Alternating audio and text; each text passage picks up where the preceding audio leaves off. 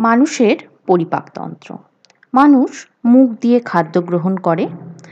গৃহীত খাদ্য পরিপাকনালীর বিভিন্ন অংশে পাচিত হয়। খাদ্য মুখগহ্বর থেকে গ্রাসনালীর মাধ্যমে পাকস্থলীতে এসে পৌঁছয়।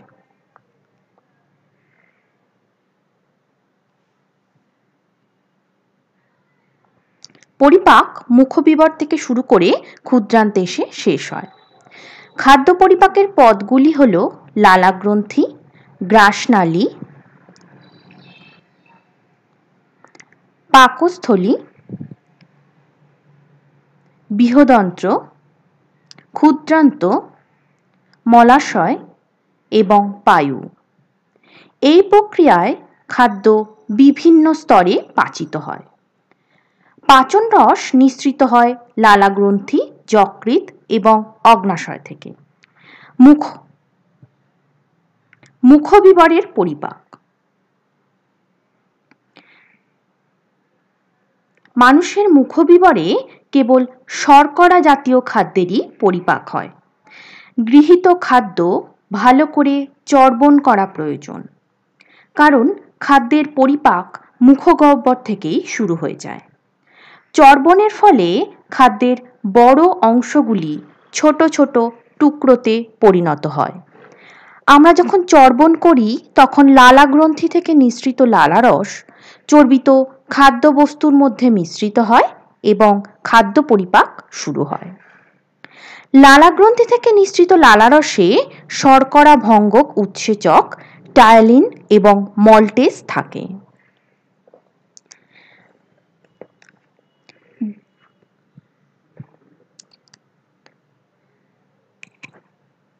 টায়ালিন শ্বেতসারকে মল্টোজে এবং মল্টেজ মল্টোজকে গ্লুকোজে পরিণত করে। এবার জিহ্বা। জিহ্বায় অবস্থিত স্বাদ কোরকের মাধ্যমে খাদ্যের স্বাদ গৃহীত হয়। জিহ্বা সামনের দিকে উন্মুক্ত থাকে এবং ভিতরের দিকে বদ্ধ থাকে।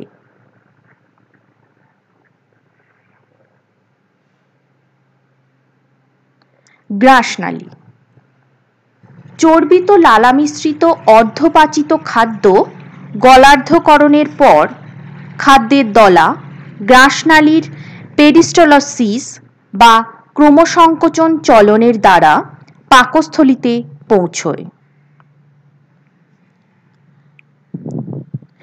মানুষের পাকস্থলীটি অনেকটা যে আকৃতি বিশিষ্ট থলির মতো।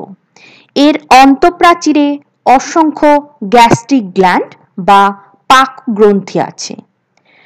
গ্রন্থিগুলি প্রধানত দু রকমের, অক্সিন্টিক গ্রন্থি এবং পেপটিক গ্রন্থি।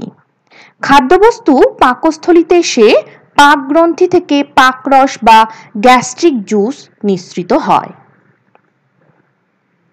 গ্যাস্ট্রিক জুসে কোনো শর্করা ভঙ্গক উৎসেচক থাকে না, তাই পাকস্থলীতে শর্করা জাতীয় খাদ্যের পরিপাক হয় না। কেবল প্রোটিন ও ফ্যাট জাতীয় খাদ্যের পরিপাক হয়।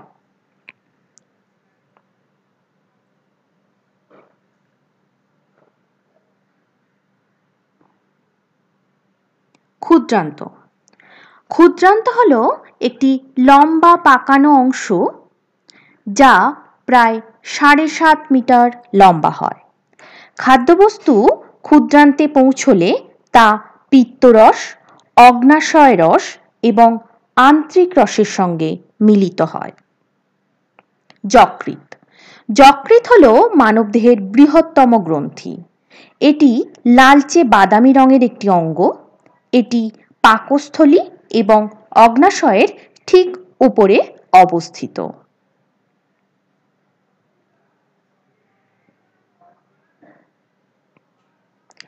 অগ্ন্যাশয়। অগ্ন্যাশয় পাকস্থলীর ঠিক নিচে অবস্থিত। অগ্ন্যাশয় থেকে অগ্ন্যাশয় রস নিঃসৃত হয়, যা শর্করা, প্রোটিন এবং ফ্যাট জাতীয় খাদ্যকে ভাঙতে সাহায্য করে। এই প্রক্রিয়ার পর আংশিক পাচিত খাদ্য ক্ষুদ্রান্তের নিচের অংশে এসে পৌঁছয়। আন্ত্রিক রস খাদ্যের বাকি অংশকে পাচনে সহায়তা করে।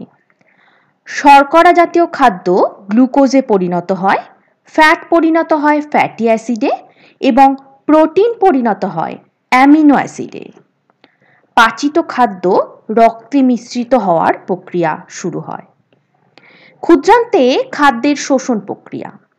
ক্ষুদ্রান্তের নিচের দিকে দেওয়ালে অসংখ্য আঙুলের মতো প্রবর্ধক থাকে, এগুলিকে ভিলাই বলা হয়। প্রতিটি ভিলাইয়ের মধ্যে একটি লসিকা বাহ অবস্থিত। এই লসিকা বাহকে বেষ্টন করে থাকে রক্তজালক। সরল শর্করা এবং প্রোটিন রক্তজালকে এবং ফ্যাট লসিকা বাহে ব্যাপন প্রক্রিয়ায় শোষিত হয়। এই সরল খাদ্য সাধারণ সংবহনের মাধ্যমে সারা দেহের কলাকোষে পরিবাহিত হয়। কোষে সরল খাদ্যগুলি প্রোটোপ্লাজমের অংশবিশেষে পরিণত হয়, এটিকে বলা হয় আত্তীকরণ প্রক্রিয়া। অপাচ্য এবং অশোষিত খাদ্য বৃহদান্তে প্রবেশ করে। বৃহদান্ত ক্ষুদ্রান্তের তুলনায় চওড়া হয় এবং প্রায় দৈর্ঘ্যে 1.5 মিটার লম্বা হয়। অপাচিত খাদ্য বৃহদান্ত্রে প্রবেশ করলে কিছু লবণ ও জল শোষণ করে বৃহদান্ত্র তার থেকে এবং বাকি অপাচ্য খাদ্য অসংখ্য ব্যাকটেরিয়া দ্বারা আংশিক পাচন ক্রিয়ার ফলে পরিণত হয় মলে। মলাশয়ে সঞ্চিত মল পায়ুর মাধ্যমে দেহ থেকে নির্গত